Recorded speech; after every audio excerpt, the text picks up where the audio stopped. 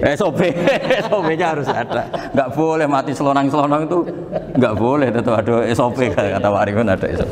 Beliau kalau sama saya bisa guyon kalau. Nah, tapi misalnya nanti pertanyaan, tapi dalam mazhab Maliki itu diabaikan, hayat mustaqirrah, hayat ittiroriyah, hayat itu diabaikan. Cara berpikir Imam Malik lebih matematis. Kalau nggak disembelih itu matinya berapa menit? 1 menit lagi. Gara-gara disembelih dia mati sekarang. Berarti eksekutornya ya peso itu. Ya berarti peso itu memenuhi kriteria mematikan sesuatu yang masih hidup, hewan yang hidup dengan cara syar'i. Jadi andai kan ada rapat malaikat, matinya karena apa coba? Karena peso apa karena kecelakaan? Karena peso. Ya kan? Karena kalau nggak tanpa peso nunggu 1 menit, gara-gara disembelih langsung terjadi sekarang. Nah, karena hukum halal ini yang menarik dan menguntungkan. Di bab ini orang jadi Malikiyah semua. Mana maksud saya? Jadi kita ini sebetulnya Syafi'i pecundang gitu. Syafi'i partai politik. Jadi kalau sedang tidak menguntungkan ya tidak. Kata siapa kita Syafi'i banget? Tidak juga itu. Ya, jadi karena tadi ya kalau pada level apa? Pada level perdebatan ulama itu ada tadi ya, ada seperti itu, ada hayatun mustaqirrah, ada hayatun ittiroriyah, ada harokatul masbuh. Jadi tak baca ya supaya dapat barokahnya ulama ya. Jadi tak baca redaksinya. Ini di halaman, terus kitab ini saya tinggal sebagai amal saya, keluarga saya, sebagai penghormatan saya sama Habib Ali, Habib Qures, Habib Hussein semuanya, Pak Arifin dan Bismillahirrahmanirrahim. Wa'lam. Ini halaman 562, ikutnya bab kita buah kami Sayyidi wa Dzabai. Ya, jadi nanti yang apa, mungkin kalau beda halaman cari di babnya apa, kalau beda halaman cari di babnya. Karena kadang beda halaman Pak Arifin. Kalau cetakan sekarang enggak. Beda penerbit beda. Iya, kadang beda juz pun. Kayak Ikhya sekarang tuh sampai 6 juz. Zaman kita ngaji kan 4 ya. Sekarang ada yang 6, ada yang ribet cetakan sekarang ya. Di atas ada 10. Satu Ikhya itu. Hurufnya dibesarin. Ikhya biar. Iya, ada yang sama. Karena ngerti zaman akhir paling sudah agak buta huruf. Saya tuh dulu punya guru terakhum sudah sepuh. Itu baca gini nggak bisa, Pak. Jadi kalau di kelas harus dituliskan pakai spidol. Mulang Minhajul Abidin. Sudah sepuh sekali. Kalau ngajar itu nggak bisa jalan, udah pakai becak. Itu yang nulis agak kurang ajar. Nulis CDE ben cepet bar. Jadi kadang itu apa itu? Beliau masih semangat, tulisannya habis. Loh kok sentek jeng. Terus ya wes ya. Jadi nulisnya di HVS baru dulu. Ya cepat selesai. Iya. Nah, kalau beliau pakai kitab sudah enggak perso itu. Anak-anak wah nulis sidik benang bar. Ribet. Saya ulang lagi ya. Jadi yang mau saya baca tadi itu logika fikih ya. Fikih itu berpikir ya. Di mana-mana namanya menyembelih itu apa? Dari hidup dimatikan dengan kaifiyah syariah. Kaifiyah syariah ini tidak boleh kamu nyontohkan harus disembelih, keliru juga, karena untuk hewan yang berot atau hewan liar cukup dipanah asal ma'an harad dama yang bisa mengalirkan apa? Darah. Jadi makanya saya umumkan bikaifiyatin syariah Pak Arifinnya kan tidak harus motong kan bentuknya. Kalau hewan liar kan atau sapi kurban liar kan, sapi kurban ucul liar kan boleh dipanah, boleh macam-macam. Nah kalau tembak bisa diperdebatkan karena ada unsur api Pak Arifin. Jadi bisa debat. Meskipun ada yang bilang boleh tapi bisa debat lagi kan? Karena ada unsur apa? Api baru. Ya. Tapi ini saya cerita umumnya bikaifiyatin syariah. Nah, karena kalimat hewan hidup, ada kalimat hidup. Hidup yang apa kan pertanyaannya? Hidup yang sudah kejet-kejet, misalnya sudah koma, udah kena corona, disentak istrinya itu. Apalagi ayamnya menyaksikan pasangannya diselingkuhi, wah itu sudah stroke itu dia. Itu. Nah itu. Makanya kalau orang suka macam-macam itu kayak ayam makanya itu. Saya baca ya. Bismillahirrahmanirrahim. Wa'lam annahu yujadu fi ibaratihim hayatun mustaqirrah, hayatun mustamirrah, harakatu mazbuh. wa yuqalu aisu madbuhin. Wal farqu bainaha annal hayata al mustaqirrata yakunu ma'aha ibsarun bi ikhtiyarin wa nutqun ya bi ikhtiyarin wa harakatun ikhtiyariyah. Wal hayat al mustamirah ya allati tastamiru ila khurujir ruh minal jasad. Wa harakatul madbuh ya allati la yabqa ma'aha ibsarun bi ikhtiyarin wa la nutqun bi ikhtiyarin wa la harakatu ikhtiyariyah. Bal yakunu ma'aha ibsar wa nutqun wa harakatun ittirariyah ini. Wa ba'duhum farraqa bainahuma. Sampai saat terus ini. Jadi ini perbedaan-perbedaan pandangan ulama. Nah, Imam Malik itu mengabaikan semua istilah itu. Sing penting pas mbok sembelih iku kecelok urip, cara wong Jawa iku kecelok urip. Cek hayat mustaqirrah, cek ittirariyah, cek harakatu masbuh, pokoknya kecelok urip. Ini kecelok urip bisa dibilang masih hidup. Karena kalau bisa dibilang masih hidup, kamu sembelih, tetap nanti rapat malaikat kira-kira gitu. Ini matinya karena apa? Karena kecelakaan. Oh, kalau kecelakaan 1 menit lagi matinya dong. Tapi kan matinya sekarang ya karena disembelih. Nah, tadi saya bilang sebenarnya mazhab Syafi'i itu tidak seperti itu. Karena Imam Malik menghalalkan, biasanya penggemarnya lebih banyak di bangsa halal itu kan. Penggemarnya masih banyak. Tapi ya sudahlah, itu masih ahli sunnah karena salah satu dari mazhab 4. Tapi logikanya juga masuk. Jadi kita bukan sekedar taklid ke Imam Malik, tapi kalau kita ikhtiyat ikut Imam Syafi'i ya monggo, karena mungkin secara medis karena mengalami seperti itu mungkin tingkat kesehatannya apanya sudah ya sudah lah, yang penting makanya terus orang Jawa pinter, nak PTE jago ya halal, nak cilik enggak lah. Itu kan ibarat perdebatan antara kepiting sama yuyu. Yang menghalalkan kepiting itu mengharamkan yuyu, tahu yuyu yang kecil di sawah ya. Tak tanya, kenapa yuyu halal? Karena amfibi Gus, bisa hidup di dua alam. Memangnya kepiting enggak? Oh beda. Ternyata beda maksudnya. Eman Gus kalau haram. Eman kan kalau yuyu haram kan enggak ngefek kan? Kecil. Ini mufti kok. Oh udah kadang halal, udah kadang makan selama ini. Iya selama ini udah kadang makan itu. Makanya banyak kiai yang mengharamkan kepiting sebetulnya, tapi minoritas kan? Minoritas. Tapi yang mengharamkan yuyu mayoritas, wong kecil aja. Jadi kita ribet ikut siapa gitu.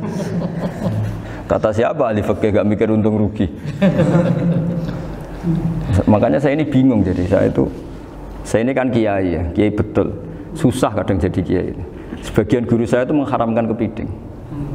Nah kalau kayak dolan di daerah Juwono Mas Nafis, daerah itu penghormatan tertinggi santri itu kalau nyugoi kiainya kepiting karena itu makanan termahal. Bingung kan dia? Mau tidak makan itu kayaknya dipersiapkan betul Pak Ribun. Udah ada effort ya. Warna nyari yang mahal kan. Mau makan itu sebagian guru kita mengharamkan. Akhirnya ya ad-darurat tadi. Makan sekadarnya. Kalau saya habis 3 pasti israf. Kalau habis 1 prosedur hormat yang nyugui. Itu susahnya jadi kiai. Kalau kamu kan tidak kiai, mumpung gratis.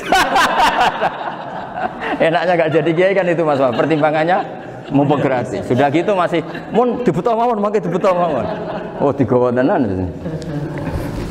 Tapi sebetulnya ada sisi naif dari yang bilang halal tadi. Ketika yang bilang hal naif itu versinya, tapi ya nggak apa-apa, semoga dimaafkan Allah. Naifnya tadi, tapi saya tidak tapi itu masalah khilafiyah ya. Semoga yang mengatakan halal juga benar, karena punya perhitungan iman tadi.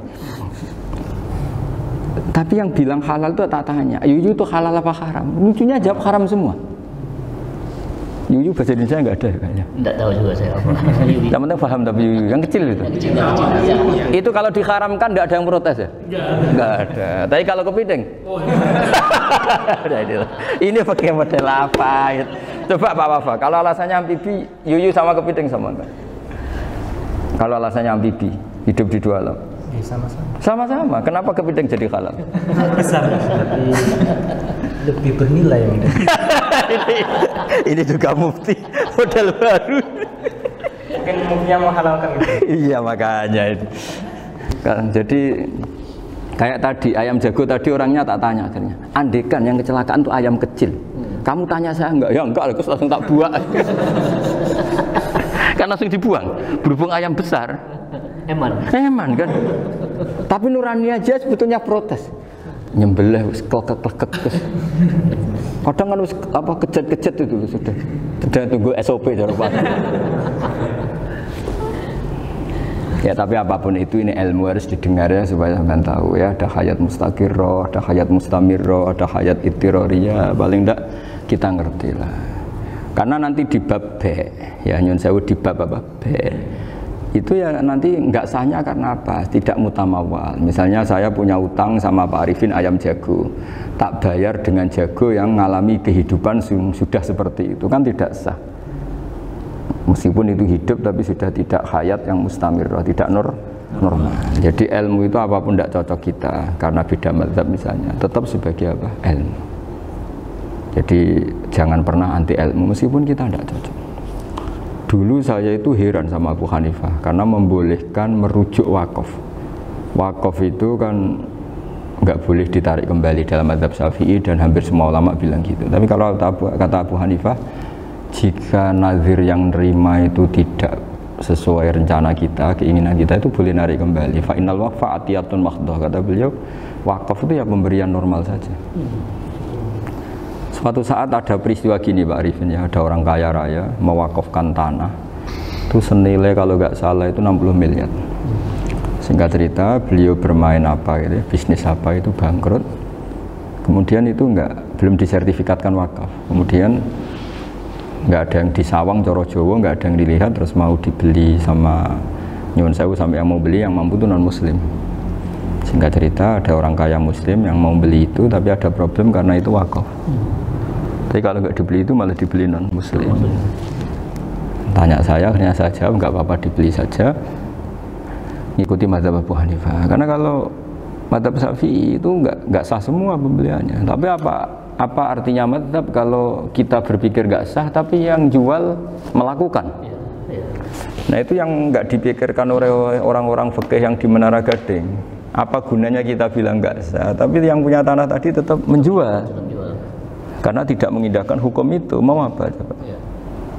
Makanya saya bilang bagi tentang Gus itu nggak ada kaulnya dalam mazhab Syafi'i. Saya bilang kamu mengharamkan itu tidak ada gunanya karena itu tetap dilakukan. Jadi kita pertimbangannya ndak itu, daripada dikuasai situ mendingan kita. Betul. Nah itu sisi-sisi fikih. Makanya ini kita ngaji fikih tidak segampang itu memberi fatwa karena pertimbangannya banyak, Pak. Tidak hitam putih. Tidak hitam putih gitu maksud saya, ini cerita. Jadi nanti kamu ngerti. Jadi mau apa coba? Itu kan ibarat gini. Hukumnya kita ngajar perempuan itu masalah sebetulnya secara karena itu ajnabiyah. Tapi fikih mentoleransi li ajli ta'lim karena untuk belajar enggak apa-apa. Kalau sudah jadi fakta itu ribet. Dia maunya belajar sama kamu dan sekali kamu tidak mau belajar ke yang lain yang potensi menyesatkan. Jadi fikihnya bukan masalah nazar lagi, sudah penyelamatan. Ribet kan kalau sudah begitu. Saya punya kenangan yang menurut saya itu harus jadi trauma. Siapapun harus jadi trauma. Ini cerita sedikit. Ini masih ngaji fikih, pertimbangan.